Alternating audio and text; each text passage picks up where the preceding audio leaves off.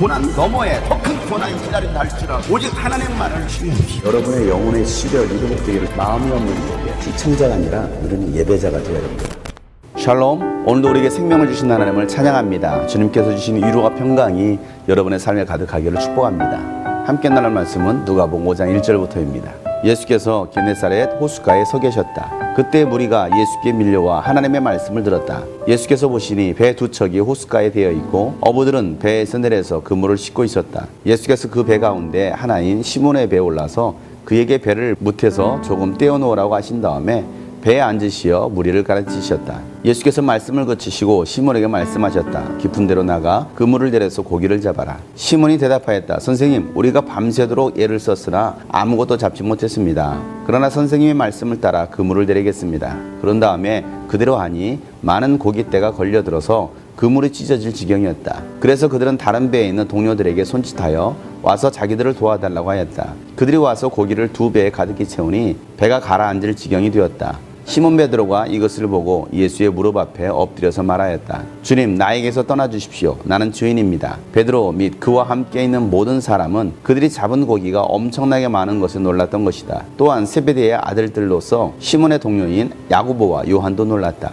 예수께서 시몬에게 말씀하셨다. 두려워하지 말아라. 이제부터 너는 사람을 낚을 것이다. 그들은 배를 무태된 뒤에 모든 것을 버려두고 예수를 따라갔다.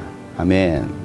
예수님이 게네사렛 호숫가에 서 계셨습니다. 게네사렛은 갈릴리 호수를 말하고 있습니다. 예수님께서 서 계신 것을 보고 많은 무리들이 예수님께 나옵니다. 너무 많은 무리들이 몰려왔기 때문에 예수님은 무태에 있는 예수님께서 바닷가를 보시니까 배 두 척이 호숫가에 되어 있고 어부들이 배에서 내려서 그물을 싣고 있었습니다. 조업을 마치고 정리하고 있었던 것입니다. 그때 예수님께서 시몬의 배에 오르십니다. 그리고 무태에서 조금 떨어진 상태에서 그 무리들에게 예수님은 하나님의 나라에 대해서 또 가르쳐 주십니다. 많은 무리들이 서서 예수님의 가르침을 듣습니다. 예수님의 가르침이 끝나자 예수님은 시몬 베드로에게 말씀하십니다. 깊은 데로 나가서 그물을 내려 고기를 잡아라.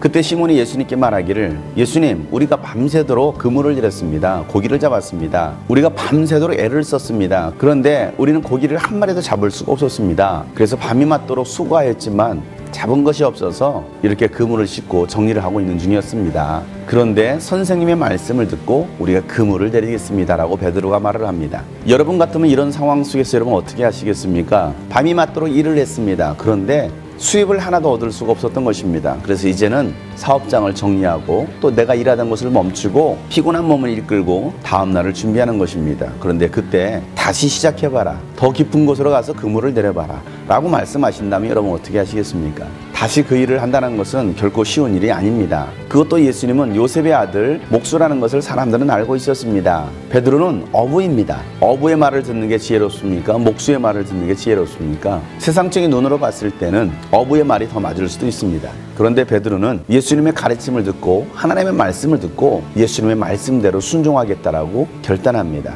그리고 깊은 데로 가서 그물을 내리자 어마어마한 고기가 잡힌 것입니다. 그 배에 타고 있었던 사람들로는 부족해서 다른 배에 있는 동료들까지 부릅니다. 그리고 그 두 배에 고기를 가득 채웁니다. 기적이 일어난 것입니다. 어떻게 그게 가능할 수 있었습니까? 예수님의 말씀대로 순종한 것입니다. 내 몸은 피곤하고 의욕도 잃어버렸고 지쳐 있었지만 예수님의 말씀을 들은 베드로는 용기를 내어서 예수님의 말씀대로 순종한 것입니다. 지금 내 삶이 지쳐 있고 상황을 봐도 문제가 해결될 기미가 보이지 않고 삶의 의욕마저 잃었을 때에 오늘 예수님께서 여러분에게 말씀하십니다. 깊은 데로 가서 그물을 내려라. 예수님께서 여러분에게 이해가 되지 않는 요구들을 하실 때에 여러분 예수님의 말씀을 듣고 그대로 순종하시길 바랍니다. 그러면 내가 생각지도 못한 기적이 일어납니다. 베드로가 고기를 잡는 능력이 있어서 그 많은 고기를 잡았습니까? 아니었습니다. 그저 순종하고 그물을 내렸을 뿐인데 예수님께서 일하신 것입니다. 예수님께서 기적을 일으키신 것입니다. 우리가 그저 예수님의 말씀을 믿고 순종할 때에 예수님께서 일하시는 것을 믿으시길 바랍니다. 베드로는 예수님의 무릎 앞에 엎드려 말을 합니다. 주님, 나에게서 떠나주십시오. 나는 죄인입니다. 그렇습니다. 우리는 예수님 앞에 한낱 죄인임을 깨달아야 합니다. 내가 죄인임을 알 때에 우리가 그 죄에서 용서함 받을 수가 있고 구원받을 수가 있는 것입니다.